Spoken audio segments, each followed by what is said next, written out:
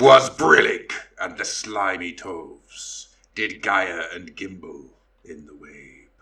Oh, mimsy with the borogroves and the moon's wrath outgrabe. Beware the Jabberwock, my son, the jaws that bite, the claws that catch. Beware the Jubjub bird and shun the frumious Bandersnatch. He took the vorpal sword in hand, long time the Maxiome's foe he sought. So rested he by the tum-tum tree, and stood a while in thought. As if in uffish thought he stood, the Jabberwock with eyes of flame came whiffling through the tulgey wood, and burbled as it came. 1, 2, 1, 2, and through the vorpal blade went snicker-snack. He left it dead, and with his head he went gallumping back. Hast thou slain the Jabberwock? Come to my arms, my beamish boy. O frabjous jay, Callooh Calais, he chortled in his joy. In other words, ladies and gentlemen, we are the Fluffenhammer. We are back. Roll the music.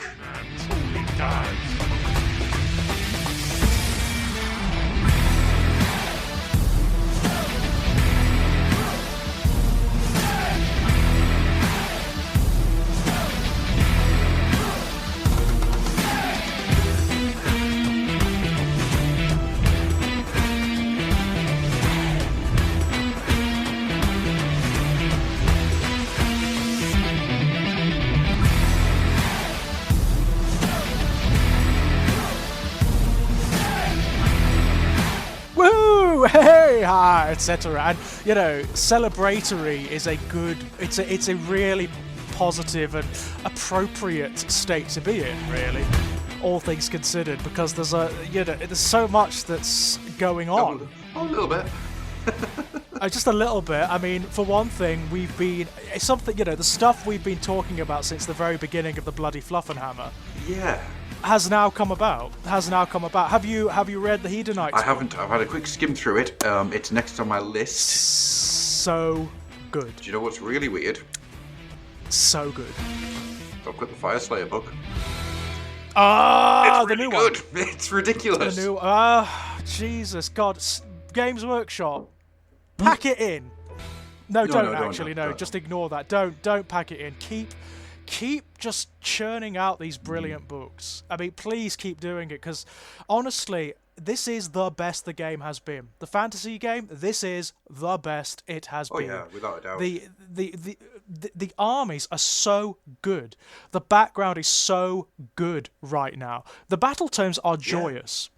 They're joyous. I've got books that I will never ever ever buy armies for, but I'm telling you, they're so much fun to read. The Ideneth, the Khorne Bloodbound, the Fire Slayers, brilliance. I mean, just genuine brilliance. And I tell you, I'm looking forward to that new Sylvaneth. Yeah. Book.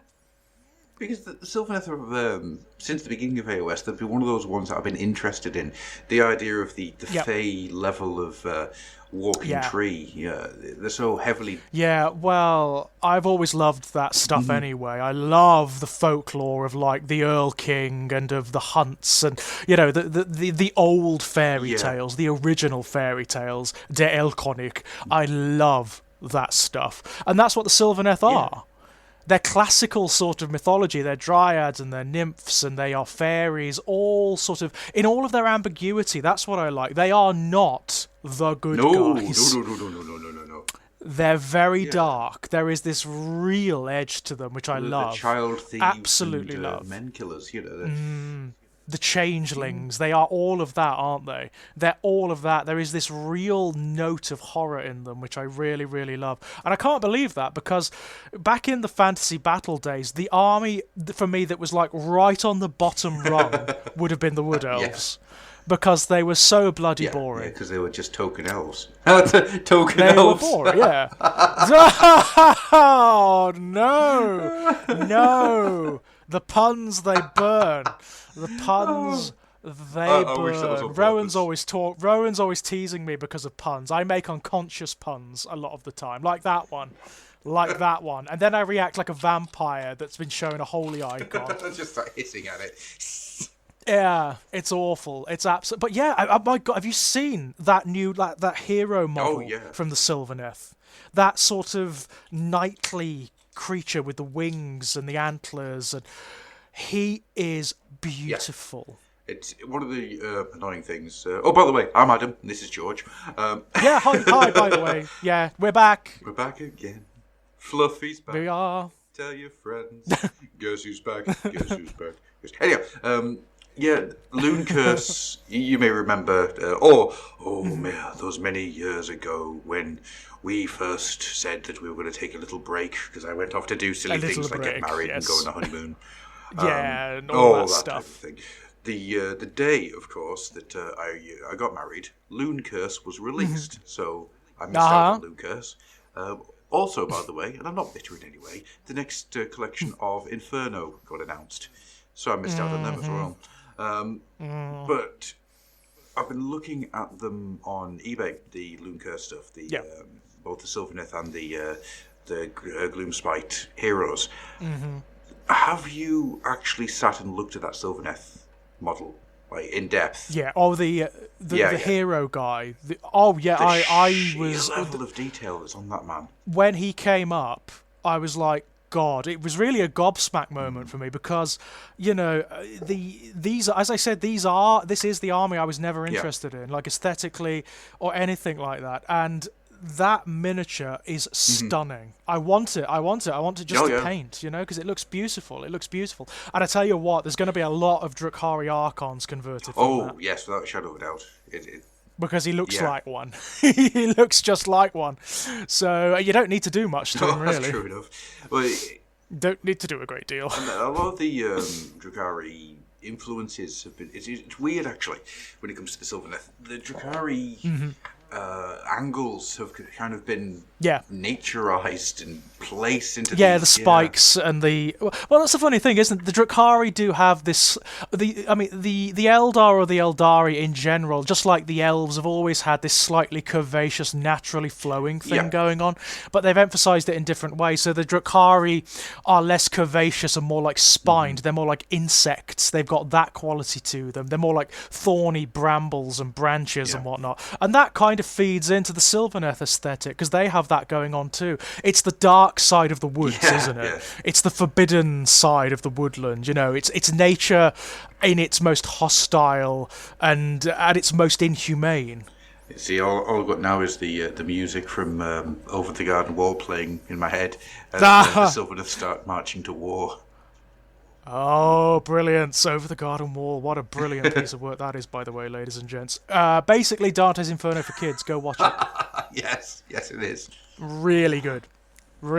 But yeah, I mean, it's funny, isn't it? Because there was a time when that slot was taken by the Beastmen, by the Beasts of Chaos, and it still is to a certain degree. But now, instead of like the light side and the dark side, you just have these shades of darkness. Yeah, that's true enough, yeah. Well, which is really cool. It's fascinating to see how that's evolved since AOS. Because when AOS first hit, it was very much a hero bright. There's a term for it, and I can't think what it is. The opposite of grimdark. Yeah, basically, it was sort of like the celestial heroes. It was very high fantasy, wasn't it? Lots of big shining heroes dancing about, slaying monsters very, and whatnot. Very Warcrafty, I think might be a good way of putting it. Yeah, which is interesting. The circle is complete, but since Soul Wars, you can tell that GW listened to what people were saying, and they've reintroduced the creeping horror of. Oh, it's gone Dark Souls. Yeah, actually, that's a very It's gone completely Dark Souls. It shifted from World of Warcraft to Dark Souls, right down to, like, the design of the monsters. I mean, you look at some of the stuff in the Undead range, and they are monsters from Dark Souls. They just look just like them. The Mortarks all look like characters from Dark Souls, which is not a criticism. No. That is a way to go. If you're going to go for the fantasy in this day and age, that's a way to go. Yeah, see, it fascinates me when Warcry is going to hit, because it looks like Warcry is taking that idea, that concept, and running with it to 50%. Oh my god, I'm just surprised with what they're doing aesthetically with the Warcry stuff, because it looks like they are really going for this, like, okay, so chaos is not chaos, okay? What you think chaos is, it is not, okay? The stereotype that you have in your mind, no. It's actually this really various, rich, and sort of multifarious force that has many different manifestations and aesthetics and cultures. So you're getting these tribes that emphasize what chaos is in massively different ways. What you're getting is the civilization of chaos. And that is fascinating to me. What fiction's going to come out of that, I don't know, but I cannot wait to find out. I can't. Well, there have been suggestions of it in certain, often not from Games Workshop, but from other companies that they've licensed out. So, back in when Fantasy Flight had the RPG license for Games Workshop, they don't anymore. But when they did, they published Black Crusade, which is the Chaos RPG, where you can play various forms of backstabbing bastard, basically. Right down from a chaos cultist, right up to like a chaos sorcerer, if you want. You can even become a demon prince in that game if you want. And one of the things, there were these add-on books, one for each of the chaos powers, and one of the things those books do, which I absolutely adore them for, because they're role-playing games, they need settings. So what you've got is domestic chaos. You've got civilized chaos. If you look at the Tome of Fate, which is the Tzeentch book, there are these entire systems and worlds that are dedicated to Tzeentch, and they have cultures that function around Tzeentchian ideology. There's a planet, I can't remember its name off the top of my head, but what they trade in is not like material goods. It's things like secrets and emotions and lies, things like that, you know. It's they trade in abstractions. Things like in the Slaanesh book, there are these entire civilizations dedicated to Slaanesh. Which, you know, it's easy to do. It's easy to do for 3 of the Chaos Gods. Nurgle, Slaanesh, and Khorne. Nurgle, Slaanesh, and Tzeentch, rather. I can definitely see how you could form civilizations around their ethoses. Khorne is a bit more difficult. Yeah, because Khorne is kill, crush, crush. Yeah, Khorne is very... I mean, but it's not impossible. No, of course not. But it's not impossible. Warrior cultures, sort of like sort of the old I'm trying to think of the ancient Greek cities that were dedicated to like the gods of war, to her, you know, and the sort of ancient Roman civilizations that emphasized Mars as their patron deity. You know, it's not impossible to do. It's difficult. It's actually more difficult than the other chaos powers. Yeah, it is, because when you've got a civilization that's built around taking skulls out of people's heads, eventually you're going to run out of people, and then there's no one going to be making bread. Yeah. And it's the notion of structure within cornate societies. That's the problem. It's the notion of structure, because it's very difficult to determine outside of a very sort of Darwinist, the strongest stands at the top and slaughters all the others. I mean, even Nurgle is dedicated to entropy. But I can definitely see how there could be these very sort of wry, rotting civilizations that are dedicated to conservatism, to narrowness of thought, to myopia. I mean, you actually see it in the Garden of Nurgle. The Garden of Nurgle actually has cultures that function. Yeah. You know, they actually do function. So I can see sort of like Garden World, sort of like Twisted Edens, that dedicated to Nurgle. When it comes to Nurgle's Garden, you've got to imagine Nurgle's manse is such a gigantic, unknowable experience that within that there's going to be all the different facets of Nurgle doing all of the different entire civilizations. Yeah. There are going to be entire civilizations in there. The same for the garden itself. I mean, that's the thing with the realms of chaos. They are described now, of course. You actually do get details on what they look like and how they're structured, but that's not meant to be taken literally. No, it's just one examination of it, one person's perspective of what those could be. Mm-hmm. Oh, you went very low there, Adam. Very low. There you are, you're back. It went very, very low for a minute there. I couldn't quite hear you. I do apologise. I don't know what happened there. Don't know what that was. Yeah, it just sort of dipped out. But yes, They are, as I say, when you get like descriptions of the structures within the realms of chaos, like Nurgle's Manse, like the Palace of Slaanesh. They are not designed to be pictured. No. They're Lovecraftian. They're unknowable. They have to be unknowable. Because they're supposed to be beyond human perception and comprehension. I mean, they house gods, but they also house the gods that are also the realms themselves. The realms and the gods are actually symbiotic. They are the same principle. So it's actually outside of human logic. It doesn't function with regards to normal physical law. No, it's akin to a cat looking at you, and you are both you and the house that the cat lives in. Yeah, it's the Schrödinger thing. It's Schrödinger's cat in many respects. But yeah, that's fascinating to me. But you are getting this in Warcry, it seems. What you're getting is like these different tribes and these different peoples that are dedicated to chaos in different preconceptions of what chaos is. They may not even call it chaos. They may just be like tribal gods or philosophies. And as a result, they've got these very different aesthetics and this different armor, these different modus operandi. Those assassin guys, the ones that dress like crows. Oh, yes. Like them. They are like cool them. As hell. And the same with the snake people. The snake people really interest me. There's one of the novellas. Did you ever see any of the novellas when they came out? I don't think I did. They did a series of, I think there was 8 of them. You can still get them. And they were just little sort of 10-chapter stories. You got them for £2. They were fantastic. Well, some of them were great, some of them weren't. There was one of them that just seemed to be trying to reuse Transformers the movie as a 40k tank battle book. It was very odd. To the point where there was actually a guy standing over somebody using the words, such heroic nonsense, as he shot them in the head. Oh, really? It took me out of the book. It's sort of like... a little bit much. But there was an AOS one, and it's the simple story of a Dark Oath chieftain. I can't remember her name now. And her entire tribe gets wiped out through trickery and Tzeentchian nastiness by her second-in-command. And it's her rebuilding herself by finding a new patron and working her way through Khorne. Oh, interesting. And then coming back and taking the tribe back. So it doesn't really matter who the god is that they worship as long as the tribe follow her. Yeah, so it's taking onus away from the sort of classic imagery of the Chaos powers, and they're becoming their own entities. They're becoming, in the same way that like the legions in 40k have done, they're characterized outside of those prescriptions, which I think is really good. I think that's a very positive way of taking it. There's a few of these little developers that are really good.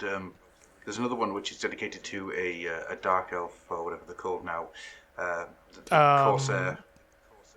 Yeah, they haven't really... I mean, barring the Blood Brides of Cain, they haven't really done a great deal. They do exist, they are out there, but only in, like, sort of scattered... Then they haven't crystallised what the Dark Elves are going to be yet. Because, of course, they're going to be the Elves of Ulgu, aren't they? Yes, well, some of them are. The sort of... in this case, they are a completely naval living elf army. Their entire civilization... Right, sort of like pirates. But... that's cool. The ships that they've got, they range from your average style pirate ship to floating cities. It's so cool. There's talk about a cannibalistic city that floats around the sea, and it just absorbs other ships into its mass. Oh, that sounds brilliant. The idea that I've got is that the ships are being taken, just dragged over to this giant mass of ships, and then just lashed into place, and that's how the city grows, which is such a cool idea. That is very cool. That is very cool. I mean, one of the things that does fascinate me for the future is what they're going to actually do with the elves of Ulgu, and of Hysh, for that matter. The light and the dark elves, what are they going to be? I mean, clearly the creatures of Ulgu, they've been sort of partially described. They're shadowy. They're actually made out of like smoke and shadow. They're not physical anymore, which is fascinating. I mean, to me, what that means is they're going to be a bit like the mandrakes from the Drukhari range. Yeah. They could even second them over. I mean, the mandrakes, they are one of the very rare 40k units that would work really well in AOS. See, my question is, how is this going to look in physical representation? Yes, it's difficult, isn't it? Because if you do just here is a miniature, it kind of loses a lot of the concept behind it. But if you can do, and there is the ability to do that now. There is now. I mean, if you look at the Night Haunts, look at Nagash's his Night Haunt. There is that element there. All it needs to do is just get pushed a little bit further. That's it. Yeah, and of course Malarion. Oh, yes. Looking forward to seeing him. Very much looking forward to seeing him. Giant dragon centaur god, Malarion. Yeah, and what he's doing, because he is now one of the gods, isn't he? I mean, he is the god of shadow now, and of lies, and of deception, and of illusion. So, what is his thing? What is he doing? We know that he is more powerful than Morothai at the moment. For the time being, that may change, because he does reign over all of Ulgu. But what's he doing with regards to, like, say, Slaanesh, who is about to break free very dramatically?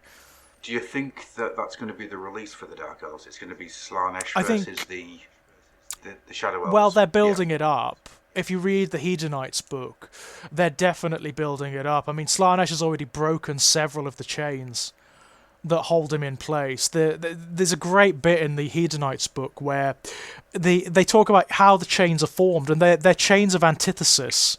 They're chains of contradiction. Right.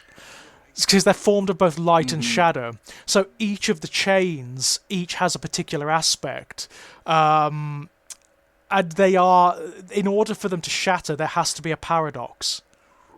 A particular paradox has to occur for each one, which is why they're unbreakable. It's how you bind a god, which is defined by absolutism. It's very clever. Like, metaphysically, it's very clever. But in the Hedonites book, you get this great bit of background where it tells you the natures of each of the chains and the ones that Slaanesh has thus far broken and how he's done it. It's very, very cool. Like, one of them, he had to sort of engineer it so that genuinely heroic characters murdered a group of innocents. Right, okay. That kind of thing. It's that kind of thing. And he did it, he managed to do it. One of the things the Hedonites book does, which I think is really cool, is that it sets up that Slaanesh is a real character in it. For the first time ever, Slaanesh is an actual character. He's not this sort of unknowable, distant, abstract force. He's a character. And it talks about how there are all these different facets of Slaanesh, some of which are completely indolent, some of which are actually enjoying the fact that he's bound, because it's extreme, and that's something that Slaanesh thrives on. But there is this other part of him that is just aching to get out there. It's sort of dreaming of all the stuff that's going on in the mortal realms, and it just wants to be there. It wants to know what's going on, and it wants to experience it.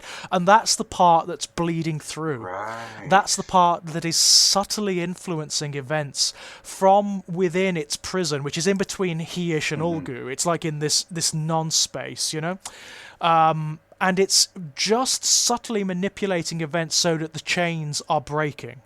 Okay. And it's actually doing it. It is actually managing it. Because, of course, Slaanesh is immortal. It can't ever be destroyed. So it has all the time in the universe, really, and beyond that, to engineer this. So what we're saying is that AOS 3.0 is going to be the rise of Slaanesh or something similar. Well, it's funny, isn't it? Because one of the things that I took away from the book is how different it's made Slaanesh, and in a very, very positive way. What it's done is that it's removed Slaanesh from its classical interpretation. So before, Slaanesh was coalesced around the desire, the emotion of desire. Yeah, that was his core emotion. That's not necessarily the case anymore. What the book says is that unlike the other Chaos powers, all of whom are coalesced around a very particular emotion and experience. So you've got hope for Tzeentch, you've got anger for Khorne, and you've got despair for Nurgle, Slaanesh isn't. Slaanesh is not coalesced around any particular emotion or experience. He is born of the intensity of emotions. So it can be any emotion. It can be any experience that informs Slaanesh. And that's why the other Chaos powers are really frightened of him. Because any form of worship they get will feed him. will also feed Slaanesh. In fact, the book points out that even the emotions and the experiences that they themselves experience inform Slaanesh. Oh, that's good.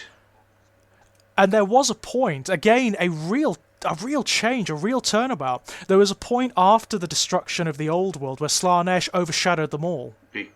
He was the most powerful of the Chaos Powers for a brief period. And that's why Tzeentch organised and arranged his fall. Right. Because he was unbalancing the game. Yeah. He was actually unbalancing the great game. I didn't realise that Tzeentch was part of the... Oh, yeah, Tzeentch has arranged all of this. Oh, that's so good. But he has also arranged the events of his freeing as well. Tzeentch is playing the long game, so... Because if Slaanesh is missing, the game is still unbalanced. Yeah. Exactly. And it seems like one of the things the book says, if Slaanesh does free himself, then Ulgu and Hirsch are screwed. Because he can actually spill into those realms. He's in between them. And he can actually use the same conduits that bind him to spill into those realms and feed on the elven souls again. So what you're going to get is the rise of Slaanesh once again, and he is going to be pissed.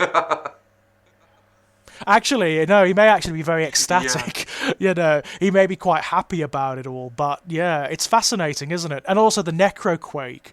The Necroquake, which was just one giant contradiction and paradox, to the point whereby it actually inverted the nature of Sheesh, that shattered a lot of the chains. That's so cool. I love the fact that the Necroquake has been this game changer. Well, it's changed everything, hasn't it? It's like... I remember, reading about it, the way it's caused the dead to become unsteady throughout the mortal realms. So now death is a sort of precarious notion in the mortal realms. Graveyards now need to be watched.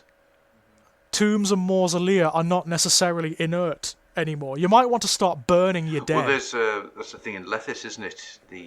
Where Forbidden Power, which I haven't actually got yet. That's... Later on today, I'm hoping to get the time to go and get myself the Forbidden Power box set. By the way, speaking of Forbidden Power, I have now completed all 4 of the Forbidden short stories, and they are now up on YouTube. And if you are a Patreon subscriber, you will get MP3s of them in higher quality. And thus ends my announcement. But yeah, the idea is that Lethis now no longer has any form of graveyard.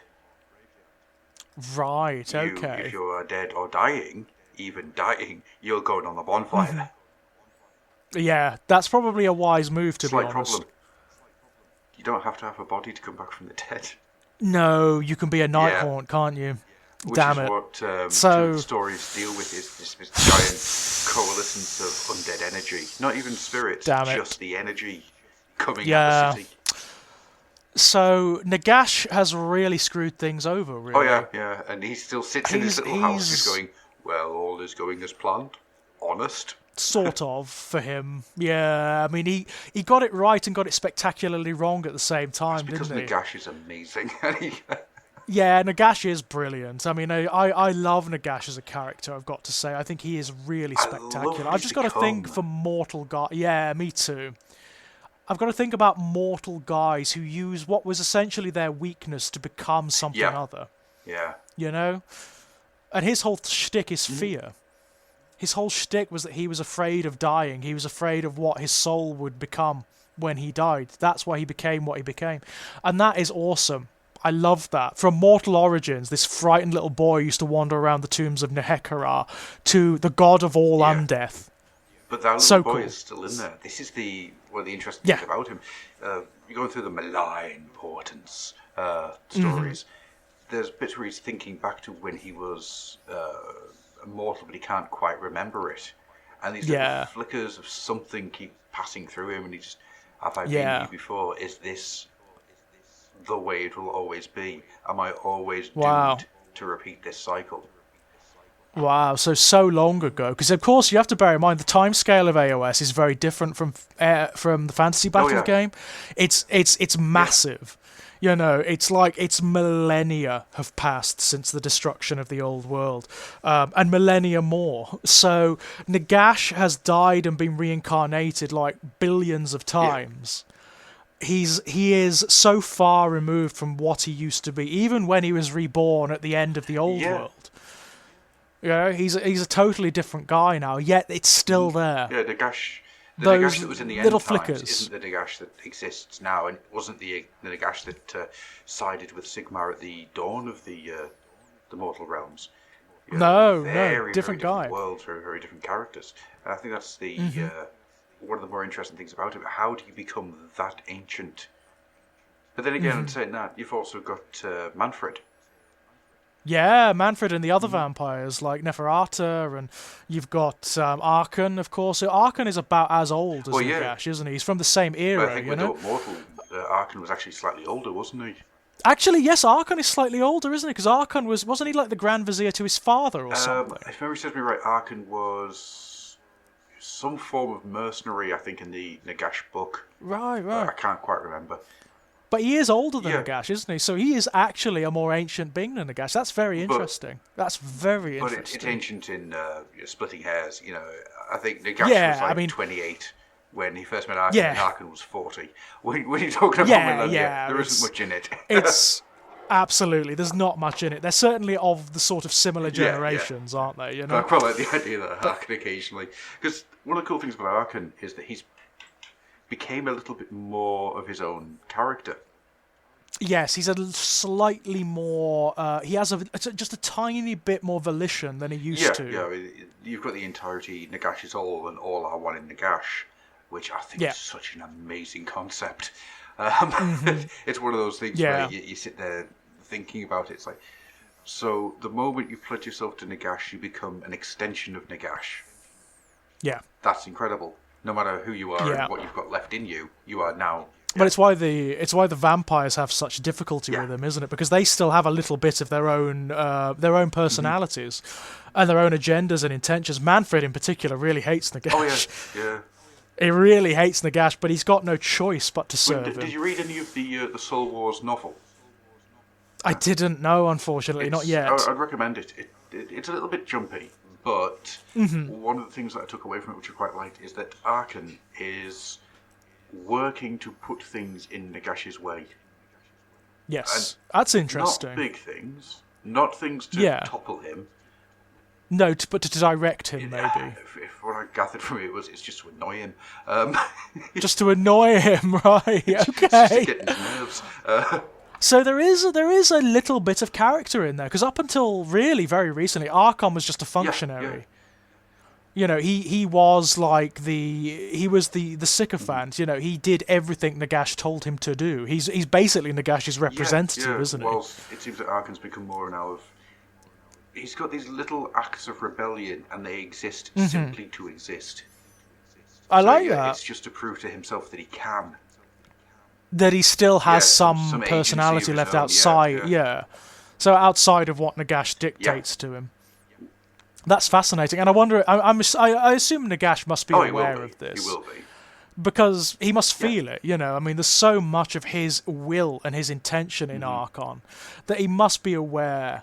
That he must feel those little flickers, of personality. Think, ooh, that's interesting. And of course, Nagash being Nagash is so arrogant that he'll just go, "Well, it doesn't really matter, does it? You are a part of me. No. Nagash is all. Let him get on with it. All are one in Nagash." Exactly. What can he do? And it's a fair point. I mean, Nagash at this point has demonstrated that he can survive a hell of a lot. So he's survived the breaking of the world.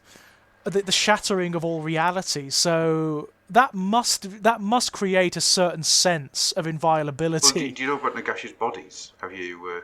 The fact that he just skips from them and just abandons them when he wants them. If one body isn't working very well, he'll just coalesce a load of bones and bodies together from his troops and just walk into that one.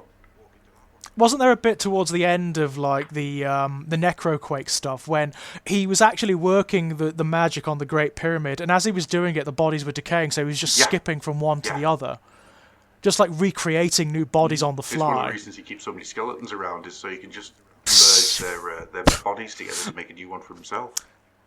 Well, that is fabulously cool, because that means what you can do as a modeler, just from a modelling perspective. If you want to create a different version of Nagash that's slightly put together differently, you can. You could just create this bone golem, or whatever you liked. Because he could just reform bodies like that. There's a couple of ideas there that I thought of and then decided to back away from because they're just going to get too Yeah. silly. Yeah, but it's cool though, isn't it? I love the fact you can do that. That you've got space. The image of Nagash that we're presented with isn't the be all and end all. You can actually make him in any way you want. Well, there's a bit in one of the more important stories where he's talking about how he's standing there on his parapet, just looking down at all the armies that are trying to get into Nakashazar. He's watching his own bodies fight. Awesome. Because he can split his will. Avatars of himself to go and do some damage. Yeah, so he can sort of split his will between several bodies. That's very cool. That is very, very cool. He is this purely abstract essence, isn't he? That's very cool. I like that. But he's also Skeletor, which makes me really happy. It's like yeah, I like that a lot. I mean, I don't know whether you've noticed, ladies and gents, but we're really enthusiastic about AOS at the moment, and the reason being, I mean, I've been rereading the background book from the Second Ed box set, and I'm telling you, I am absolutely enthused by the Mortal Realms at the moment, to the point whereby my focus is shifting slightly away from 40k for maybe the first time ever. That's a scary thought. Yeah, it's cool, isn't it? I mean, it's for the first time, it's really engaging me. I think the dynamism of these worlds, I love the bits in the background book where it's talking about the realms, where you've got the topography of the realms, and you've got all of these very evocative place names, but it doesn't go too deep in describing what they're like. It just gives you an overview. So if you want to go in there and start telling a story, you can. I think that's the strength of the Mortal Realms, is that what they do is they find the 10 poles that they can describe. And then the further away you get from these 10 poles, things get a little bit stranger, and they describe how things get a little bit strange. And then after that, it's go for it. I've been rereading. I got the Fire Slayers book not long after I got back, because I desperately wanted to read how that was going to turn out in the new version of AOS. And what you found in there is two things that really jumped out at me. One, the idea of Ashquake, the Realm of Fire. Yes. So I've always had in my head the idea of the huge amounts of metals, and, lava and burning areas. It's just so hot. But there's cold areas in the Realm of Fire. Yeah. The cold forged areas, which sound really interesting. And it's the Fire Slayers who've got all these hearths that are just burning away, trying to keep it hot. And it's where the undead is starting to seep in. Okay, that's interesting. The fire out of the realm. Oh wow! So it's almost starting to dissolve the realm almost. But another thing that really interested me is, the further out into the realms you get, the more abstract they get. So you get out there, and there's just like burning trees, but the trees aren't on fire. They're made of fire. They're just there. They are systematically made to burn, which. Well, the way the book describes the outer planes of the realms is that's where the magic isn't coalesced, basically, into form. And it means that even normal people, at that point, can just do magic. They can just harness the magic of fire, or of death, or of whatever. And wizards basically explode. They're just so naturally attuned that the magic just fills them and just expresses itself. It's like the realms of chaos, isn't it? This is what they've done. They've turned the outer rim of all the realms into the realm of chaos.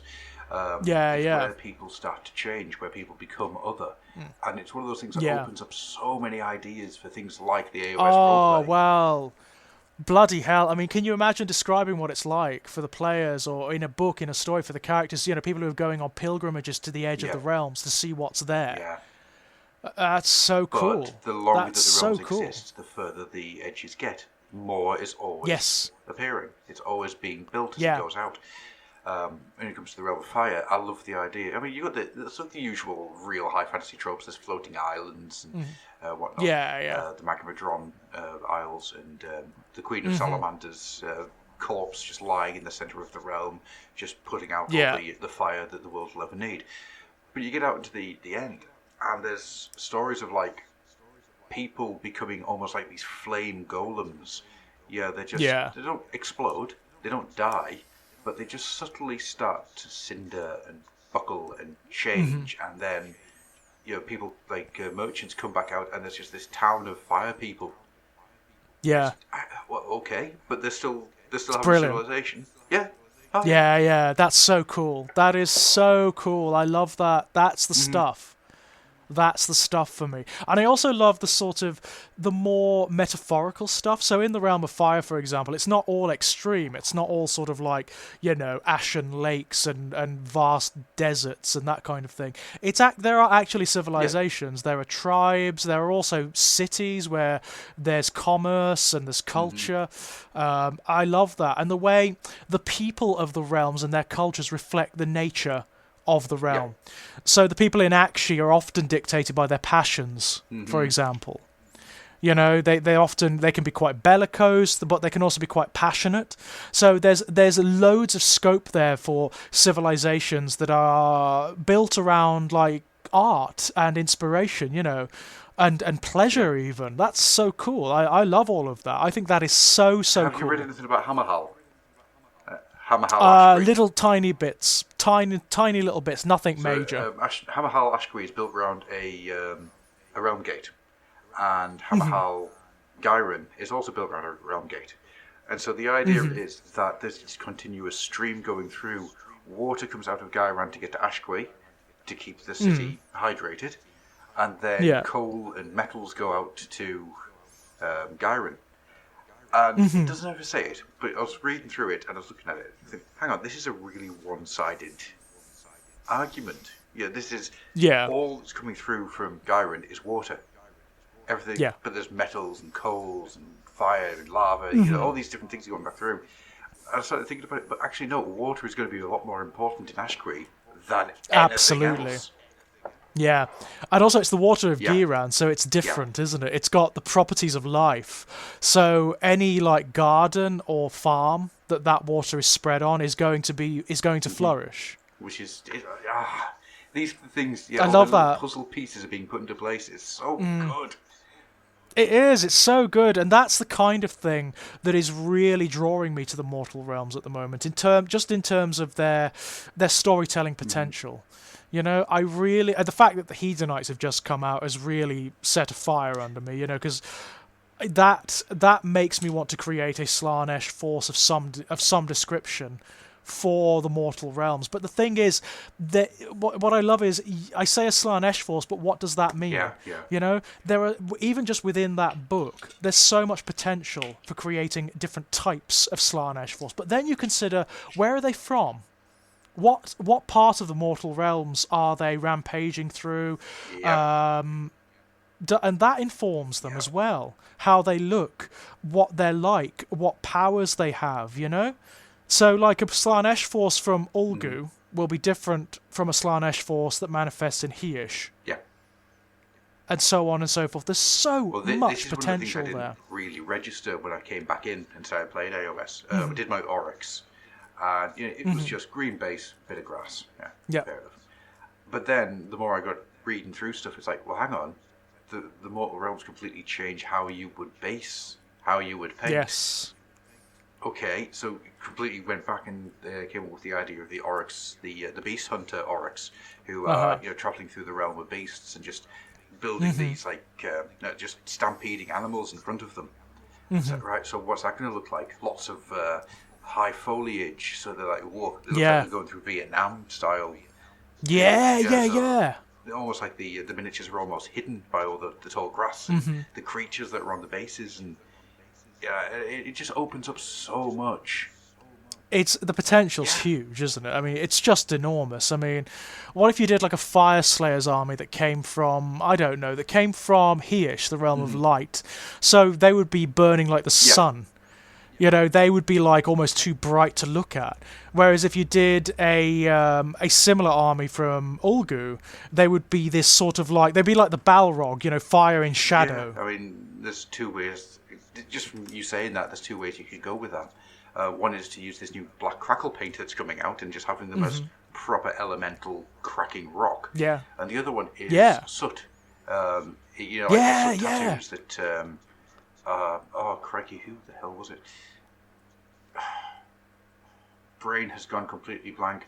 Has it gone? The old sort of German things of the using soot so much that your hands and feet get tattooed by it. Yeah, See, yeah, so you that's just have these like brilliant. soot tattoos all over the body. Oh, the potential for just creating your own Hmm. stories, making your army your own is so Yeah. huge at the moment. It's so ridiculous. I mean, the limit is your imagination. The limit is just your imagination. I mean, I'm thinking of putting together like I would love to do like a Slake Fray, so which is a Beasts of Chaos herd dedicated to Hmm. Slaanesh, to go with my Hedonites. And what I'm thinking of is sort of like a Whore of Babylon sort Yeah. of thing. So it's based around a central creature, which I'm thinking is going to be like a Hmm. Minotaur, but not a normal Minotaur, sort of like the mother. A mother Oh. figure, which kind of almost like the Madonna from Weave Yeah. World, Yeah. it actually gives birth to monsters, Oh. and all of the beasts and creatures that follow her are her Oh, children. that's such a cool idea. I just love that notion, this big sort of perpetually pregnant Minotaur See, thing. what I'm thinking there is that you sculpt the pregnant belly, but then you also have like little cuts and things where hands are coming out. Yeah, Like, so yeah, it's not giving birth the natural way. It's just more like a no, frog spawn on the back. yeah, It's just, they just pull yeah, themselves out of the pregnancy. Oh yeah. God. I think it could be so Yeah. cool. It's redolent of Hmm. Lilith, the mother of all Yeah. demons, and of Echidna from Greek mythology, the mother of Yeah. Yeah. monsters. It's that sort of symbolism.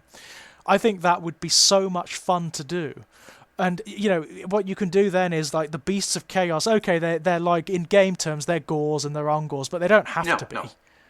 They can look like anything. So you can just go to town. You can just create this herd of Yeah, abominations. and just have them all as the children of your monitor. That is such a good idea. I Yeah, I think love that. that's what I'm going for this one. Because you wouldn't even have to have her as the general of the army. No, No, she's just not like, at all. you know, The yeah, icon of the army. She's sort of like the what I had is the idea of there being like almost like a mid-husband type character who's a yeah. shaman who sort of guides her births, and he's the general of the army, Or, perhaps. this always happens. Or you could have it so the general of the army is always the favoured son. Your favourite So son, the yeah, that's a different good sons idea. come and go, different ones get her favour, and she's the one who chooses who's the general for the Yeah, campaign or the battle. Or yeah, I like that idea a so lot. you could always have it so before you actually set up, you've got like you could do some little form of narrative storytelling of her sitting around the campfire, picking out from her favourite Yeah. sons the most favoured son. Yeah, I love that. Yeah, it's great. It's a lovely idea. And you could have, what I'm thinking is doing like a Keeper of Secrets and some demons from the Hedonites book that Yeah. reflect them.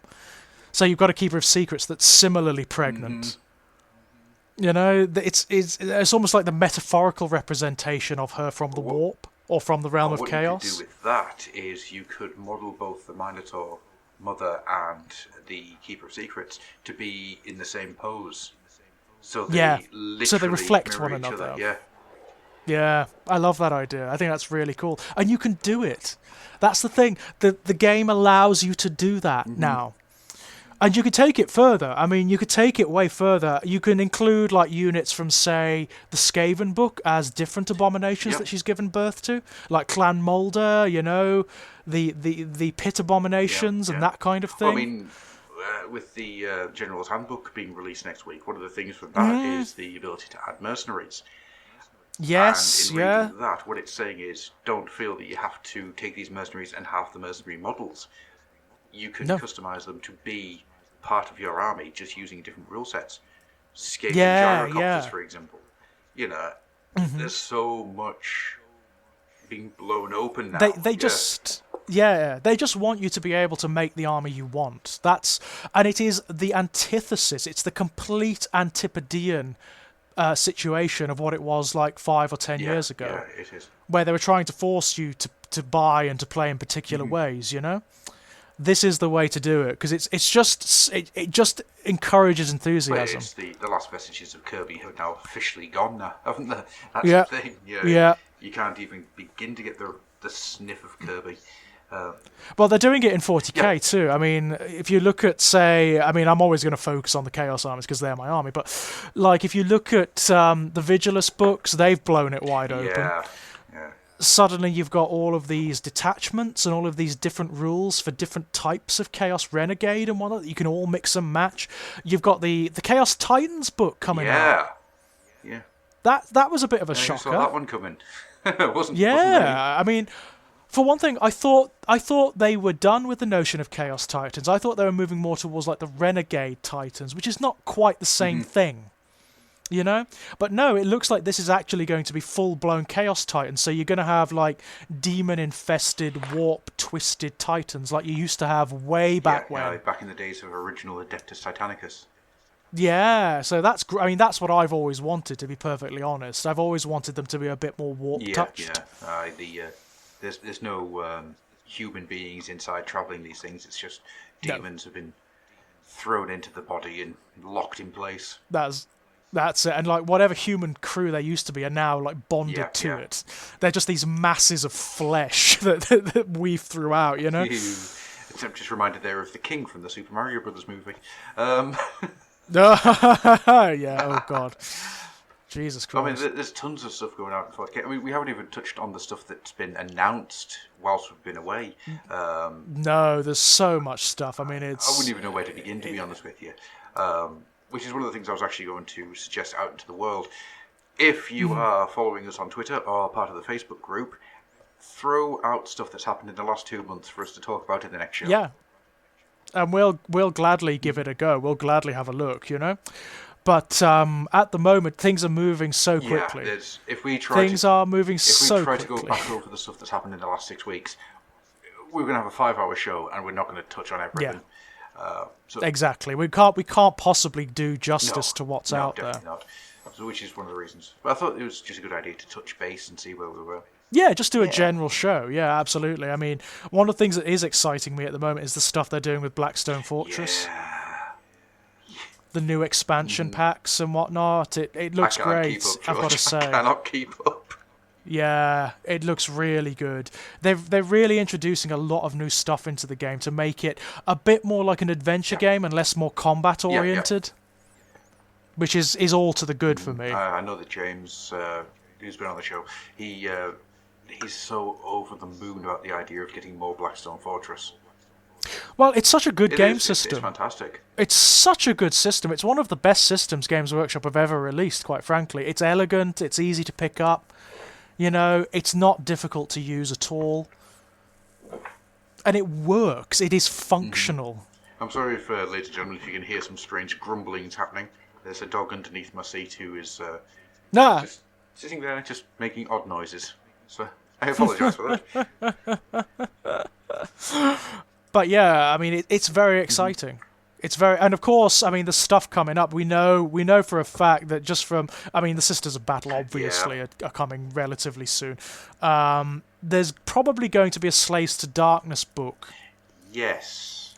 There's been rumblings of that for a time. I mean, I know they're in the General's Handbook.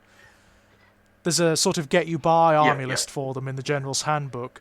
But there is apparently going to be a Slaves to Darkness book that reintroduces Archaon and the sort of mortal followers of Chaos into the mortal realms, because they've kind of been absent for a while. Yeah, I mean, what have you had? You've had the Acolytes of Tzeentch. And that's really been about it. Yeah, the Bloodborne, the Blades of Khorne, the Maggot King Blades. of Nurgle. Maggot King of Nurgle, yeah. I mean, the Hedonites have some mortal units, but not many. They're more a demon-oriented army. See, what I really want to see at some point, and I feel that the longer it goes without it, it seems weird. There's been no free guild. Yeah, and the thing is, it's funny, isn't it? Because the Free Peoples are specifically detailed in the background book. Yeah. There's so many of them. There's so many different types of like organization and institution out there, from like the Collegiate Arcane to the free traders and the tribes, the equivalents of Bedouin, you know, the nomadic tribes who wander between the realms. There's so much out there that they could do. They've got to do books for them at some point. There was a thing going around that they wanted to try and get at least one book out for every army by the end of this year. Yeah. I don't see that happening somehow. But when it comes to stuff like the Free Guild, you're at the Free Guild, dispossessed, the Iron Wheel, Iron Weld, whichever it is. I keep wanting to try and call it the Iron Veld for some reason. There's also another one, but I can't remember what it is. Then you've also got the dragon people, the dragon elves, and the eagle elves and stuff. There's so much of the civilization-based humanity and just general people. Yeah, the other species too. I mean, there are... One of the things the book also points out is wherever civilization arises, there's often mixtures of peoples. Yeah. You know, there's often, like, sort of elves, but not quite, mingling with humans, mingling with Duardin, but not quite. Yeah. You know, and other species too. Well, this is one of the things that interests me because they keep making references to other things, to because all the species, the Duardin, the elves, and humans, and more. And it's just got me thinking: are they going to actually bring the halflings and gnomes back? Wouldn't surprise me. So good. Wouldn't surprise me, but I imagine there's going to be other stuff too. I mean, like, really, the Mortal Realms, the potential for it to be a bit like D&D, you know, where you've cities like Arm, or like Baldur's Gate, or Neverwinter, where you've got just this natural commingling of numerous different species, you know, not just men and women, but not just halflings, not just dwarves, not just elves, but lizard people, snake people, spider people, undead, almost like Sigil. Yeah. You know, where you can casually walk down the road and see angels and demons, like at a pub. Literally, you can see angels and... Yeah, you can literally see that in Sigil. You will see devils, demons, angels, you will see modrons, you'll see robots, you'll see undead, you'll see cyborgs, you'll see everything from all over the multiverse, all sort of mingled together. There is an element of that to the Mortal Realms, to some areas of it. Yeah, anyway. very much so. And because of the way that the Mortal Realms are break down, I can also imagine that there's going to be points where people from the past or people from the future can appear as well. Oh, yes. Well, time is a funny thing in the Mortal Realms, isn't it? One of the cooler things I've discovered, I don't know if you've listened to much of the Stormcast podcast. I have. I like the Stormcast very much. And the Voxcast. But there was one of them where they were talking about how, you know, at this point, somebody's great-great-grandfather could have fought in the Soul Wars. And they'll be like, well, yeah, I saw this Stormcast turn up. And then all of a sudden, that Stormcast is back doing the same thing. Yeah. Hang on, you were with my great-great-granddad during the Soul Wars. And I think that's one of the cool things about AOS, the fact that time is moving on. It's not just stuck at the 2 minutes to midnight. No, that is one of the best things about the Mortal Realms, isn't it? Because it's simultaneously very detailed, but not as concrete. So, and not only that, each of the Mortal Realms has their own times and histories. So you can play around with it. You can mess about. I mean, it's even more fluid in that regard than 40k. Oh, very much so. Because the 40k universe obviously does have a very definite timeline. Yeah, it's the size of it is so large that it's almost impossible to comprehend. But the Mortal Realms have all of their own timelines, all of which work at a slightly different rate, and all of which are doing their own thing, and each and every one of them has its own history. You know, and which can be twisted anyway, you know. As Nagash has demonstrated, I think the Necroquake had a very particular effect on time, didn't it? As it did on everything else, you know? A thing that if you enter Shaiish and then go back to whatever realm you left, seconds have passed, no matter how long you've been there. Yeah. It's the whole Narnia thing, isn't it? Which is, it's the people who put this together have such a good understanding of how myths work. It's great. I'm very impressed. I am more enthused by the Mortal Realms than I was ever by the old world, I've got to say. I am now, At any definitely. point, you know? I do miss the old world, but I miss the old world in the way that it was such a big part of my life, rather than anything that the old world itself actually did. Because even now, if I say I miss the old world, I don't miss the old world that existed during the end times. It's the old world that existed during Third Ed, and 4th Ed Warhammer. Yeah, so when it was still reasonably fresh and vital, when it still had something to do, something to tell. Yeah, before it became like almost a parody of itself, which sounds horrible. It became, but it's yeah. true, isn't it? It did become really stagnant towards the end, unfortunately. And that, of course, can't really happen to the mortal realms by dint of their nature. By the simple act of its conception, it cannot become stagnant because it will always have something else to do. They're very cleverly woven it into the metaphysics of the mortal realms. The fact they're always expanding, they're always changing. They can be changed, like, by determined effort, as Nagash has demonstrated, you know?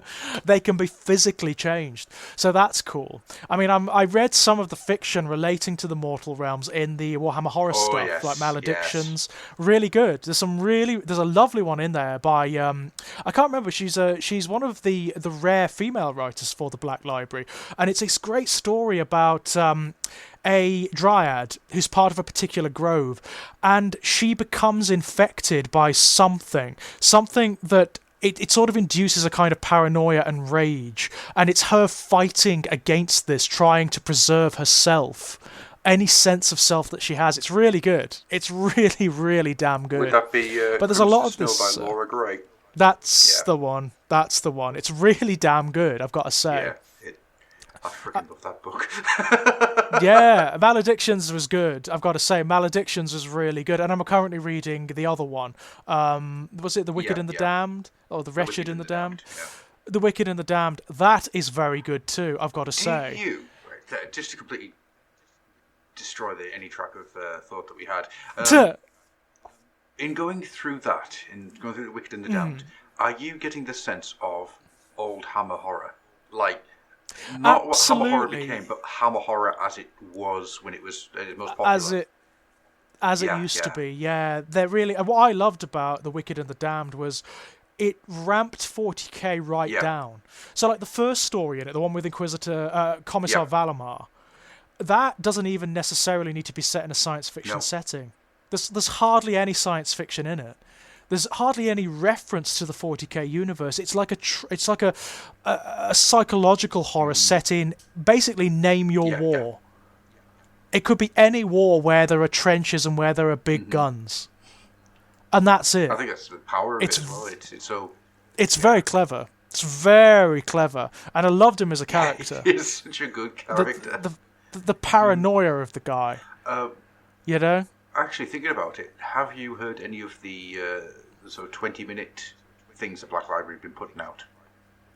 Haven't yet, no. Hang on a second, let me just try and find the name of it, because there's one of them. It very much reminded me of that first story when I was listening to it. It's just the tale of a commissar who shot a deserter, a traitor. And then the doubt starts to enter his mind of, was he a traitor? Was he telling the truth? And have we executed him for no reason? Oh, that's something a commissar can't afford to let in. Petition's Flame, is it? No. That doubt is something a commissar can't afford to let in, obviously. No, but it's really cool because the Judge of the Wastelands, Judge of the Wastes, that's what it's called. The cool thing about it is that the moment that doubt starts to creep in, things go wrong. Things go they would, wouldn't they? Very wrong. And it feels like the precursor to Warhammer Horror. Yeah, that's cool. I like that idea a lot, actually. Because, you know, commissars are one of the most interesting characters you can work with in the Imperium. Because they're so absolute, you know, they're so ideologically absolute. And yet, when you start introducing elements like doubt, like paranoia, suddenly they become these icons of horror. Yeah. Oh, yeah. Well, they're horrific by their natures, aren't they? Because they are psychopaths. I mean, commissars, by their very natures, are enshrined psychopaths. That's what they have to be. You know, they literally have the ability or the power, the license to just execute people for nothing. You know, if a soldier's bunk bed is not made to regulations, they can shoot them. It's ridiculous, but yeah. If they have suspicion of heresy, you know, it's vague stuff like that, isn't it? So he looked at me funny. Yeah. I didn't like the way he was talking. Yeah, it's just mass amounts of high paranoia. it very much ties into the creation, like the time that they were created. We were talking about the sort of decade of the 80s before we started recording. Yeah. And you think about the commissars and how they very much are born out of the totalitarian ideal that was becoming very prevalent in the mid to late 80s through. Yeah, totally. I mean, they are authoritarianism made manifest, aren't they? Yeah, that you will do as I say or I'll kill you. Or I'll kill you, yeah. You do as you're told or I will kill you. And I think they become quite interesting, especially with the years when they you start getting like characters like Kane, Cypher's Kane. Yes, Kane, Gaunt, obviously, Gaunt, where you get the human element in what being a commissar. Yarrick. Yarrick.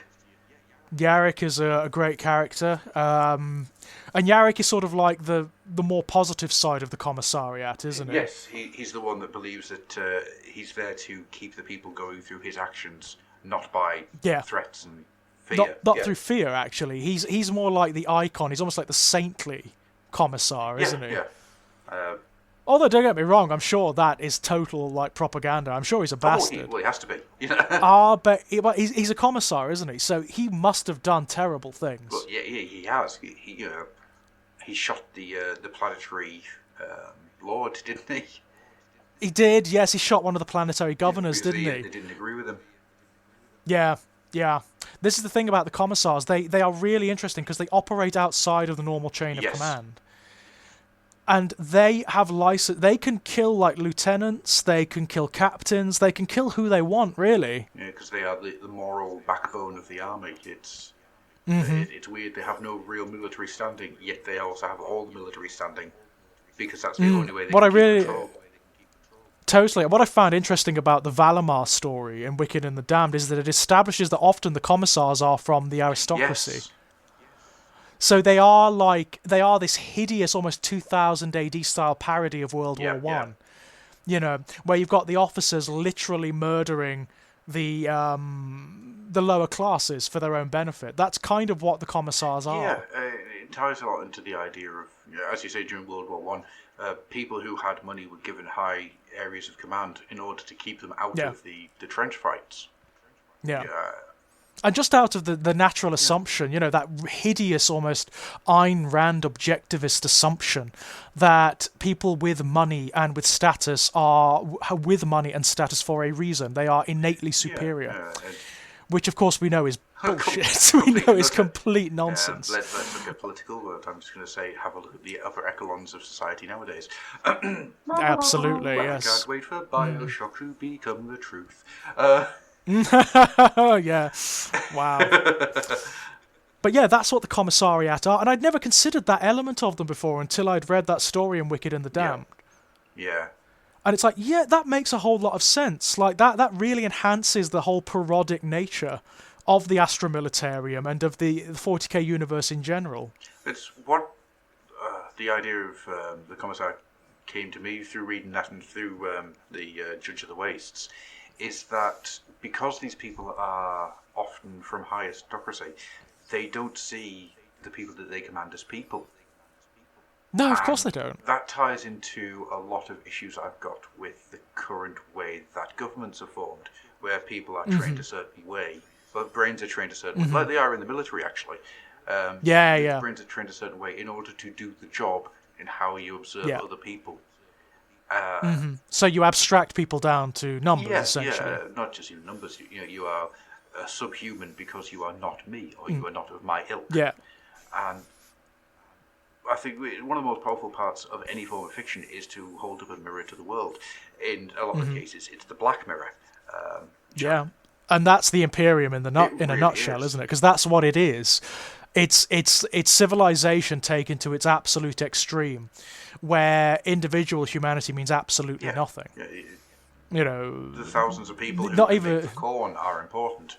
The one person who goes to work each day to work in the corn mill isn't. And that goes even further, of course, when you look at the Inquisitors, because then it's like, it's not just the one human, it's the one human civilization isn't really that important. Yeah. The one population of the one planet or the one star system isn't really that important. Well, yeah, that's the exterminus, isn't it? That this planet, we can afford to lose it, because if we don't lose it, we will lose the next 7. We will lose much And if more, we lose those 7, that's another 40 gone. And that's the terrifying prospect, the boiling it down to numbers, the idea that a couple of billion people can be destroyed in order to save billions upon billions of people. And it's not to save but those also, people, it's to save the concept of the Imperium. Yeah, and it's also arbitrary as well. That's what's interesting. When you look at the stories about Inquisitors that enact exterminators, it can often just be on a suspicion of something. Yeah. You know? It doesn't necessarily have to be something that's there or that's real. They can destroy the most loyal, steadfast, functionable society in the Imperium if they feel there's something not quite right there. Yeah, I mean, that's the Eisenhorn story, isn't it? Yeah. You have to be very careful of which steps you take, because the steps you can take can lead you down very bad paths. And often, I mean, the books take pains to point out how mad the Inquisitors generally are. Yeah, that's true. Yeah. They've got problems. The Inquisitors are really problematic human beings, as that status would make you. Yeah, it would. You know, the amount of power that you wield corrupts, and it doesn't have to corrupt through becoming power hungry. It can corrupt in 100 different ways. And what you find with the idea of the Inquisitor is that it corrupts through a sense of self-importance. I am above the petty squabbles of man. I mean, if there's one station in the Imperium that's above the Commissar, then it would be the Inquisitor, because the Inquisitor can, of course, order the Commissar's death. Yeah, exactly. Yeah. You know, just on the vaguest suspicion. Have you come across the Our Martyred Lady yet? Our Martyred Lady? No, I don't think I have. Catherine, what's her name from Doctor Who, as the Inquisitor. Oh no, I haven't. But she played. Is it Greyfax? Thank you. Yeah. She played Greyfax, didn't she? Yes. No, I haven't yet, unfortunately. If you get the chance. But Catherine Tate is Greyfax, yeah. Oh, she's good. She's very, very good. Yeah, I can imagine. But the idea of what's going on there, it's the Inquisitors pushing against each other. And what you find is Inquisitors making decisions, and the decisions keep escalating to the point where you're sitting there going, well, hang on a second. Yes, yeah. Some of these ideas are getting a little bit ridiculous now. Well, this does happen, doesn't it? I mean, in the lore, this happens. You've got that Inquisitor who found the Tyranids, who named the Tyranids. Yeah, he was declared traitorous, wasn't he? He was actually exiled, and yet he saved the Imperium. Well, not only that, but they also keep asking him for... they keep asking him for help. But he's still a traitor. He's still, exiled. And not only that, he sacrificed, billions of worlds, didn't he, to stop the Tyranids in their tracks. The idea is if he killed off a couple of worlds, the Tyranids would starve. Yeah, brilliant. I mean, that's the thing. You've got Chevak as well, of course. Chevak's one of the more interesting ones. He's sort of hobnobs with aliens and whatnot. He's one of the rare Inquisitors who seems to have some scope of what's going on in the wider universe. There isn't just blind devotion. It's one of the cool things about Greyfax, actually. Especially as she has to deal with Saint Celestine, that she herself doesn't see the Emperor as a religious figurehead. She sees the Emperor as being the master of mankind and the leader of all humanity, but she doesn't bow to the church. The sort of the ecclesiastical part. No, she's very sort of pragmatic, isn't she, Greyfax? So she's always got a gun on Celestine. I like that. I don't trust keeping you an eye for a on second. her. Yeah, keeping an eye on her, which is very, very cool. I like that. I like that a lot. I mean, you had that triumvirate, didn't you? You had Celestine, Greyfax, and Belisarius, all of whom are brilliant characters. Absolutely standout, brilliant characters. I think Cole may actually be one of the best creations that's ever come out of 40k. I love Cole. Have you read about him in the Horus Heresy books? Yes. Where he's a totally different guy.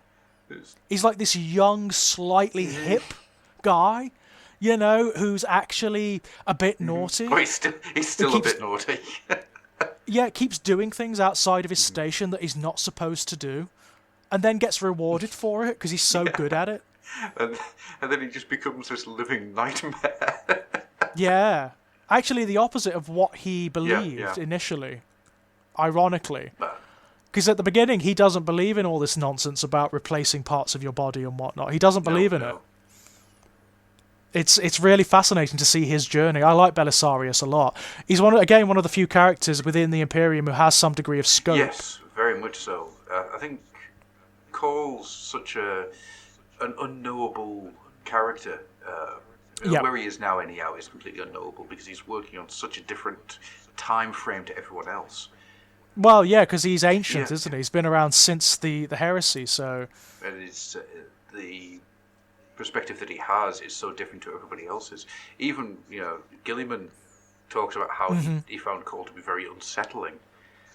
Well, he would, wouldn't he? I mean, Belisarius has seen it all. Belisarius has lived through it all, whereas Gilliman hasn't necessarily.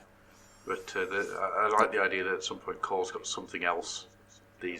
Well, it seems to be the case, doesn't it? I mean, he hobnobs with Alderi quite frequently, which must be unsettling. I mean, I know Gilliman does not like the fact that the Inari played a part in his resurrection. No, he does not.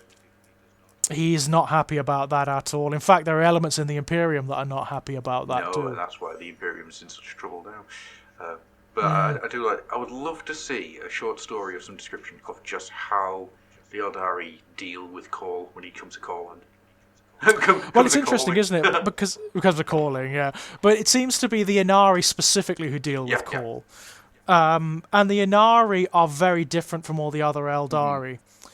They have a completely different perspective on things. They actually they're not as sort of xenophobic, they're not as sort of racially supremacist as the other Eldari. And they seem to have taken on board that, okay, chaos is going to destroy us all. Chaos is just going to destroy us all, so we need to work together. And even if that means resurrecting a guy who was born to destroy us, which of course Gilliman was. Of course he was. The alien is to be exterminated. Not the alien to live. But hasn't Cole also been through like Comora and stuff? I'm sure I've read somewhere Yeah. Belisarius, yeah, he's been everywhere. He's been like fucking everywhere. This that is guy. What I want to see these stories of people how they react to him. Because can you imagine like a couple of Dark Eldar? What are they called now? Druichi. Drukhari. I could not remember that Drukhari. at all. You were thinking of Druki, weren't you? The Dark Elves. Yeah, that's what I was thinking of.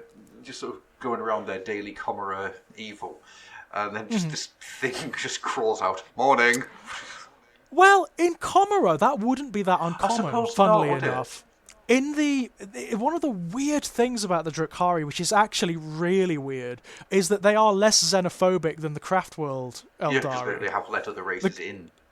Yeah, you would not find other races on the Craftworlds, not for very long anyway. But Comora's full of aliens. It's absolutely full of them. You've got even like alien areas of Comora where they breed things like the Slythe and whatnot, the Urgles and all that kind of thing, and they let creatures in. They've hobnobbed with Fabius Bile quite a bit. Enough, yeah. God, there's a meeting I'd like to see. Bile and Cole just having a conversation. Yeah, I imagine they'd probably get on quite well. Because they're very much coming from the same point of view, just with different starting points. Just exactly. They both want kind of the same thing, those two. So that would be fascinating to see. I want to see I want to see a book that's a road trip with Cole and Bile just going off to do something together. Wouldn't it be interesting if they actually do have some common ground? If they actually don't just meet and start like, war, fight. If they actually do realise that there is something, not necessarily trust, but there's like, okay. Neither of them have the shoot first, ask questions later mentalities. So they don't. The fact they don't would probably be that they would have some form of conversation. Yeah, and that would be very fascinating to see. Oh, I really because want this. That would place Cole on very shaky footing with the rest of the Imperium, obviously. Yeah, of course it would, because no matter what, that would be classified as heresy throughout the rest of the Imperium. It would be heresy. That would be full-blown heresy. I mean, Gilliman would not be happy with that. Gilliman would kill him for that. But from the Adeptus Mechanicus, is that heresy, or is that just information gathering? It's hard to say, isn't it? Because they are such a separate organisation from the Imperium. The sect that they have is far removed from the Imperial cult. Oh, totally. And they do have their own agendas, clearly. Yeah. I mean, I don't know. Is Belisarius called the Fabricator General? I think so, yeah. Is he like the overlord of Mars now? So What he says goes. He could have.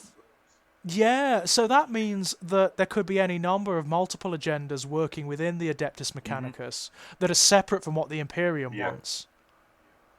Yeah. Because he is a wild card. Oh, massively so. Yeah, he's so far, as I say, he's so far removed from the idea of the Imperial cult, or even the Imperial mindset. Yeah. That whatever he's up to, whilst it is for the betterment of humanity, it is not for the betterment of the Imperium. Not necessarily, no, Two not very necessarily. different things. And that'd be fascinating to figure out. What is he doing? What's the long-term game? I think the long-term game is getting humanity to the position where they can survive without... to get them to evolve, I think, is probably the best way of putting it. Again, very Fabius Bile. This is what he wants to. It is what's kind of caught me on this, is that the fact that they've both come from very different starting points, and the methods they're using aren't very similar, but they both have the same kind of end goal in sight. Yes, yeah, definitely. I would actually. I kind of want to write that now. Please do.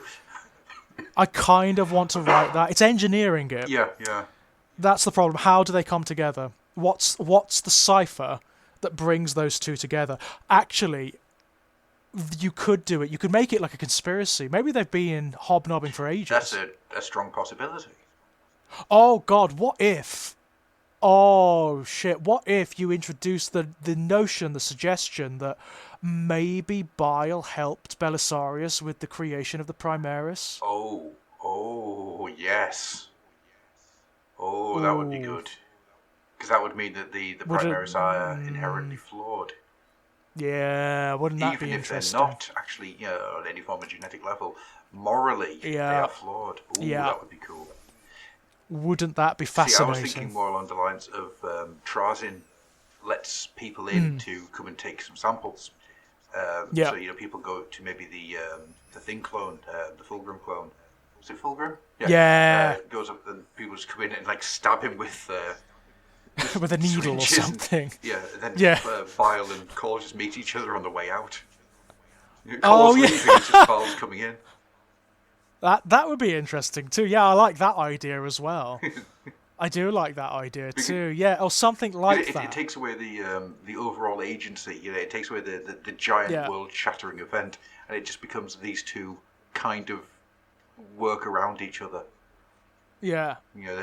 I'd sort of test one another out. It's like, so what is he going to do? How is he going to react? Yeah, interesting. That is a fascinating story. I may sit down and try and work that one out. It becomes more you don't have the world-shattering event. You don't have the thing that changes how we look at everything. But it becomes an important story just for these two, just to how they react to each other. Maybe they have Maybe they have kind of like a relationship. Maybe they are in a situation like that where they meet by accident, but they know one another. And then there is this kind of grudging kind of like call. Bile. That kind of thing where they're not, where they start to reminisce. I'm surprised to see you here. Didn't you burn up when that craft world crashed? Yeah. I suppose they were both around during the heresy and before. They were, weren't they? So there's every chance that there could be a pre-existing relationship there. I like that. Yeah. I really like that idea. I may have to play with that at some point. If you do, then I think I'll quite happily make it into some form of audio play. Yeah, totally. I might have to do that. I may have to do that. Right then, I think have we exhausted this one, Adam? Completely done. I think now that we've created this wonderful double act of Bile and Cole. Yeah. Oh man, I want that boxed set. Yeah, same. I've created something that I desperately want. Yeah. Right. So I think with all that being said, George, is there anything that you want to throw out into the abyss? Oh, yes, of course. As per usual, you can find loads of stuff on the Exaggerated Elegy channel. Currently doing a series called What the Hell is Wrong with Us, where I and my fellow writer Kit Power and various others discuss key influences in media from our childhoods and from our developmental years. You can find all of my written work and links to my short story collections and all that stuff on strangeplaygrounds.com and on Amazon. And you can find me on Twitter at Enigmatic Elegies, so please come and say hello. Excellent stuff. Oh, by the way, I have finished going through all of your Horus Heresy overviews. Oh, really yes! God, I've got to pick those up again. Fella. I've got to pick them up again. Mechanicum next. Just wait till you get to Battle for the Abyss. I've done that one. Yeah, it's there, but it's one of the low key ones. I put it out and I was like, let's just move on. It is just a let's move on. I think my brain must have just tried its best to protect me, so I don't think I've actually listened to that one. It's what can you say? I'm sorry. That's what I can say. I had nothing to do with its creation, but I'm sorry, George. No, it's the low point, isn't it? Pretty much. As for myself, not a huge amount. I have started a new YouTube channel, moving all the riveted sound stuff over to a new IP, because I've got some ideas for things I need to do with all of that. But that's cool. In the future. Not going to happen right now. I've got a lot of groundwork for things I want to try and do before I can start announcing and launching stuff. Outside of that, though, there's the Fluffenhammer. We've got tons of stuff incoming. Now that I am back, I am reared up. The next project I've got started is going to be going back into mapping the mortal realms, where we're going to start looking at events, big tentpole events of the mortal realms, and looking into them in some detail. But pardon me, as it always is with the stuff I like to do, it's all going to be in-world fiction. So brilliant. No, I'm not as good as George, who's just sitting and talking about something and dissecting it. So I'm doing everything in fiction. Outside of that, there's not a huge amount else to talk about right now, other than give me your money. Go to Patreon and go to the Fluffenhammer, and you get quite a lot of stuff. I was actually looking through it yesterday. The sheer amount of things that you get now. If you came on, gave us $2 for a month, you've got over 200 different things to download. Oh, that's cool. That's certainly a value for your money, isn't it? I was a bit surprised. There will be more stuff coming out for that as we go along. I know that things kind of got very quiet as I was gearing up for the wedding. Life. The chances are things are going to always be thrown at me now. I've reached that kind of age. Yeah. But we're going to try and get as much done as we can and give you as much entertainment as you can. With that being said, thank you so much for listening. Thank you. Yes, always. Thank you. Thank you so much, George, for coming on today. My pleasure. It's been really nice getting back into it. It really has. It feels like I've never left. It does, doesn't it? You just slot back in and it's like, hey, off we go. Stuff. And of course, as always, thank you, Andy Millman. You know why. Yeah. Oh, and I want to say a thank you to Andy for all the Dark Souls advice, because he's very good. He knows everything about those games. We should just end every show with a thank you to Andy Millman for some reason. For some reason, yes. It's almost like a prayer, isn't it? He is the god of the new world order. He is the fire, the hammer, the light. With that, we are going to leave now. Because I've had a couple of messages about it, we're going to finish off with the music I put together for the Forbidden Powers short stories. So I hope you enjoy that, and we will see you next time. Good night. Bye-bye.